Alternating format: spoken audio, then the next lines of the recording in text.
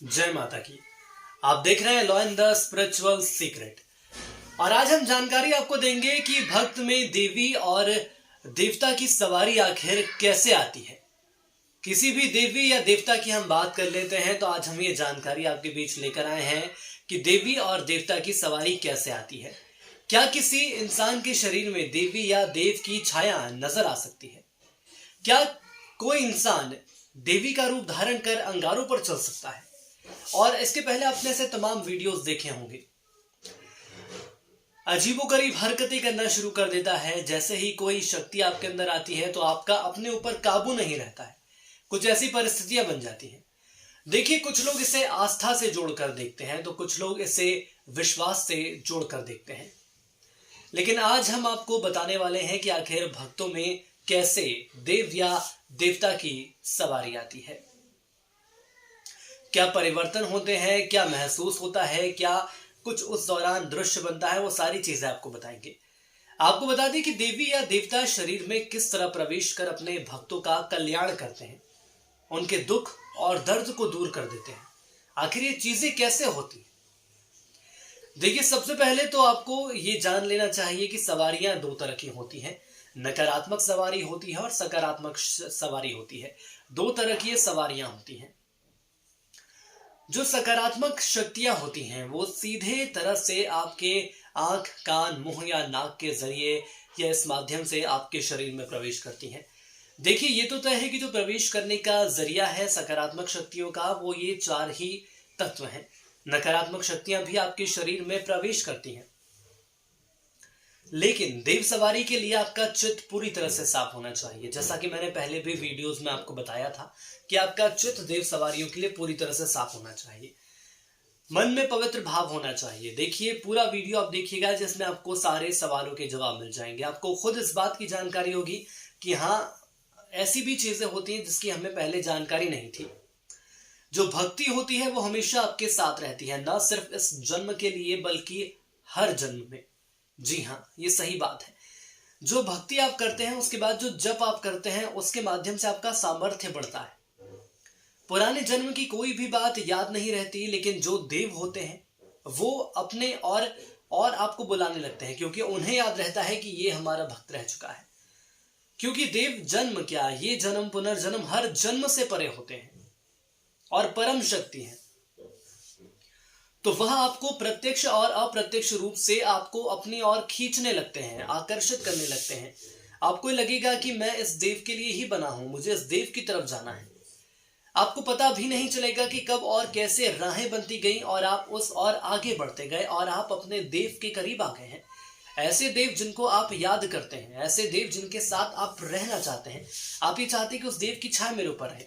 एक छोटा सा उदाहरण आपको बताता हूं, उसके बाद ये सारी चीजें साफ हो जाएंगी।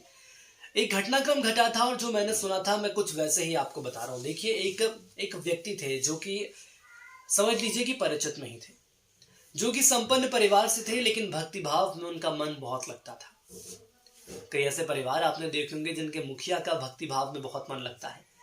पहले के जन्म में वह भीलट देव के भक्त हुआ करते थे और इस जन्म में भी जब वो पूजा अर्चना करते तो किसकी करते? जाहिर सी बात है, हमेशा से भीलट देव की ही वो पूजा अर्चना करते। हमेशा मैंने उनको जब भी देखा उन्होंने हमेशा भीलट देव की ही बात कही। कभी भी घर परिवार में कोई भी शुभ काम होता था तो वे जरूर भीलट बाबा के दर पर जाते थे, वहां जाकर नारियल चढ़ाते थे, उनसे मन्नतें मांगते थे, उनके सामने प्रार्थना करते थे। मुझे बहुत अच्छे से पता है, पूरे परिवार के साथ में ले जाकर भी दर्शन करते थे। और ये मुझे याद है कि उनकी बेटी की शादी के दौरान भी वो उस पवित्र धाम में गए थे। देखिए, जैसा कि हमारे हिंदू सनातन संस्कृति धर्म में ये माना जाता है कि यदि शादी हो तो सबसे पहले भगवान के पास जाते हैं, मंदिर जाते हैं, और एक ऐसा समय बनता है कि वो भीलट बाबा के दर्शन करने जाते थे। लेकिन उस वक्त वो दर्शन करके जब वापस लौट रहे थे, बेटी के विवाह की मैं बात बता रहा हूँ, उस वक्त वो शादी का कार्ड लेकर वहां पर गए। एक शादी का कार्ड उन्होंने मंदिर में रखा और उसके बाद जब वो वापस लौट रहे थे तो दफ्तर से फोन आया कि आपका ट्रांसफर हो गया है। भारी मन से वो एक बार फिर से वापस मुड़े और बाबा के शरण में चले गए, उनके चरणों में लेट गए, आंसू आने लगे। वो दृश्य आप सोचिएगा कि एक भक्त अपने भगवान से प्रार्थना कर रहा है कि मैं ऐसे भी आपसे दूर हूं, लेकिन मैं आपसे दूर नहीं जाना चाहता।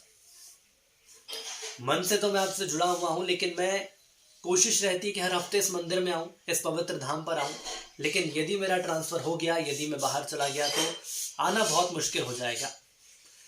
इसी भाव के साथ, भारी मन के साथ वो दर्शन करके वापस जा रहे थे। वो मंदिर की सीढ़ी से उतरे ही थे कि बूढ़े बाबा से वो टकराए। एकाएक उन्होंने बाबा की आंखों में देखा और माफी मांगी।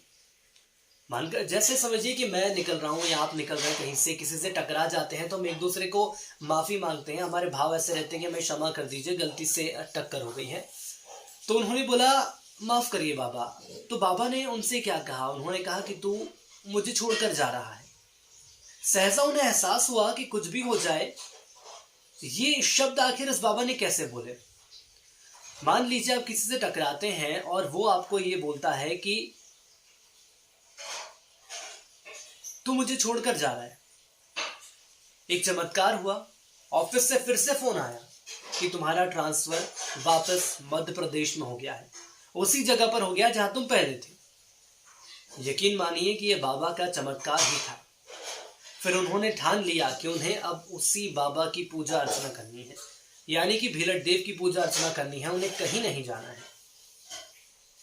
इसके बाद भीलट बाबा ने उनको इतना बदल दिया कि उनके शरीर में देव सवारी आने लगी और अब वो सब कुछ छोड़कर चौकी बिठाते हैं और लोगों के संकट को दूर करते हैं।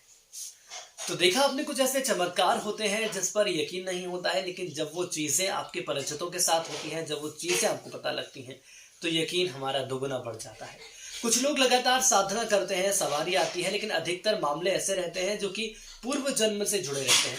आपके देव की आप पूजा करते हैं, वो देव आपको बुलाते हैं, अपनी ओर आकर्षित करते हैं, उसके बाद ही देव सवारी आने लगती है। देखिए, मैंने आपको ये उदाहरण इसलिए बताया ताकि आपको ये चीज समझ में आए कि आखिर पुनर्जन्म में जो चीजें होती हैं वो वर्तमान दौर में कैसे घटती हैं।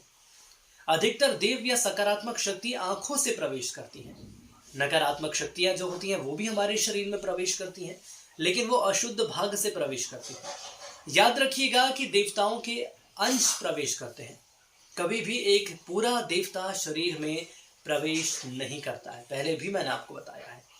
इसके पीछे एक बड़ा कारण है कि मानव में इतना सामर्थ्य नहीं है, इतनी शक्ति नहीं है। भक्ति तो है, लेकिन शक्ति इतनी नहीं है कि हम उस परम शक्ति को अपने अंदर महसूस कर सकें, उस शक्ति को सहन कर लें। तो मैं उम्मीद करता हूं कि जो जानकारी आपको दी गई है, जानकारी जरूर पसंद आई होगी और आप समझ पाए होंगे कि आखिर कुछ ऐसे खास अवसर भी होते हैं जब ऊपर वाला परमपिता परमेश्वर आपको एक हिंट देता है, एक आपको जानकारी देता है कि आप मेरे पास आइए, आप मेरे साथ रहिए, आप ऐसे किसी भी देव के संपर्क में रह सकते हैं, अप्रत्यक्ष रूप से ही सही, क्योंकि प्रत्यक्ष तो चीजें होती नहीं है, अप्रत्यक्ष रूप से सही। फिर आपको पता चलेगा कि आखिर पुराने जन्म की चीजें जो हैं वो कैसे हैं। तो कई ऐसी सवारियां हैं जो कि आंख, कान, नाक और मुंह से प्रवेश करती हैं और उसके बाद आपको इस बात की भनक भी नहीं लगती है कि आखिर देव सवारी आपके अंदर आ गई है। तो खास बात यही है कि एक तत्व ये भी होता है कि पुराने जन्म की जो हमारी यादें रहती हैं वो हमारे देवों को जरूर याद रहती है। इसलिए भक्ति आप करते रहिए। भक्ति आप करेंगे, सनातन धर्म को आप मानेंगे, तो आप खुद ये समझ सकते हैं कि आखिर हम कैसे आगे बढ़ सकते हैं। जो देव सवारी है वो कैसे हमें आएगी। देव सवारी आपके पास ना भी आए तो ठीक है, आप देव सवारी के पास ना भी जाए तो भी ठीक है, लेकिन वक्त, काल, समय और परिस्थितियां ऐसी बदलेंगी कि आप खुद उस देव सवारी के पास चले जाएंगे और आपको इस बात का भान भी नहीं रहेगा कि कब इतनी चीजें बदल गई। तो आज के लिए इस वीडियो में इतना ही। मुझे इजाजत दीजिए और मैं कुछ ऐसी ही खास जानकारी लेकर आपके बीच जल्द ही हाजिर होऊंगा। जय माता की।